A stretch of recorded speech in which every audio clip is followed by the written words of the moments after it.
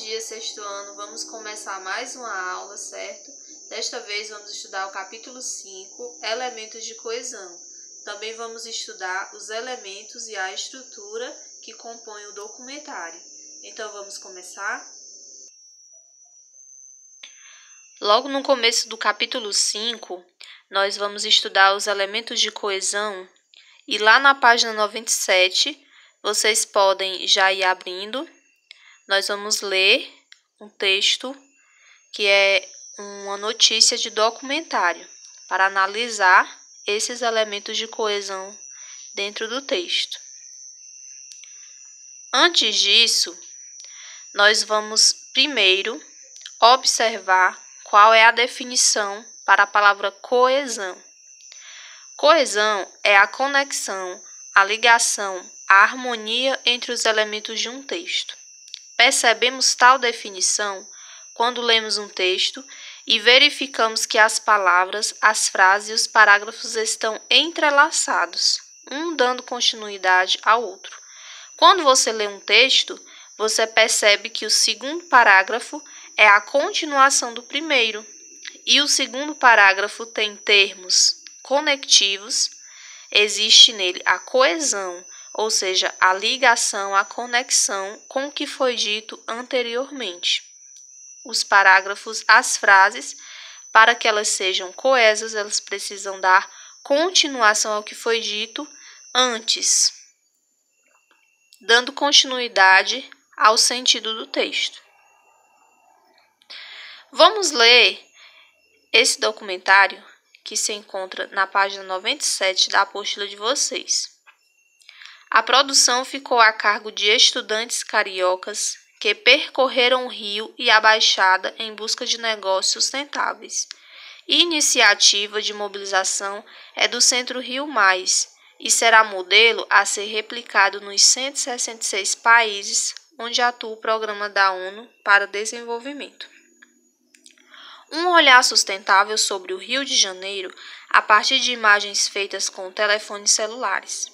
Essa é a proposta do documentário Cena Rio. Sustentabilidade em ação. Então, até aí, a nossa leitura é totalmente compreensível. O segundo parágrafo é a continuidade do primeiro, certo? E observe também que a palavra em destaque, ela é um termo conectivo que dá coesão ao texto. E ela se refere a um termo que vai ser dito lá na frente. Essa é um pronome, nós já estudamos, no capítulo anterior, pronome demonstrativo. Essa está se referindo a quais palavras? Está se referindo à palavra sustentabilidade, ok? Então, para que eu não repita essa palavra diversas vezes no texto, eu posso substituí-la por pronomes. É uma das dicas, certo? Para que o seu texto fique coeso, para que o seu texto tenha ligação, tenha conexão às palavras, às frases e os parágrafos. Continuando o texto, lemos assim: ao longo de um semestre, o semestre do Desenvolvimento Sustentável, alunos voluntários da Escola Nacional de Seguros percorreram o Rio e a Baixada Fluminense para divulgar a nova Agenda 2030 da ONU. Eles registraram lições, dicas e ensinamentos de cidadãos comprometidos com o desenvolvimento sustentável.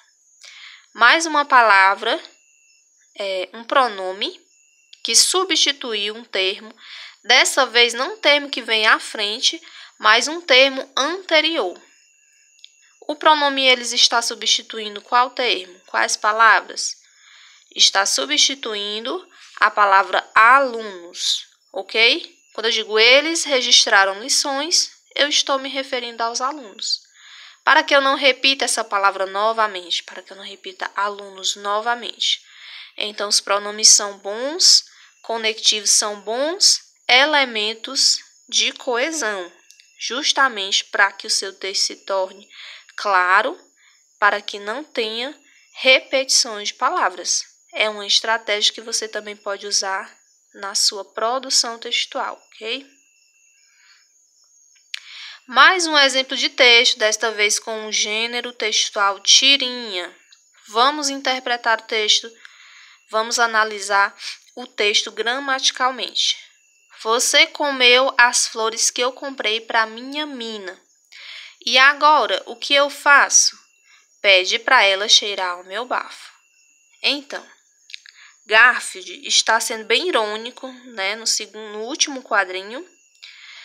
E, gramaticalmente analisando a fala dele, ele não, para falar da mina, né, possivelmente a namorada de seu dono, ele não usa a palavra mina ou a palavra namorada, ele usa um pronome.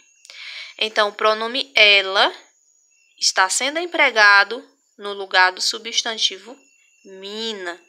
Está se referindo ao termo que foi dito anteriormente, lá no primeiro quadrinho, ok?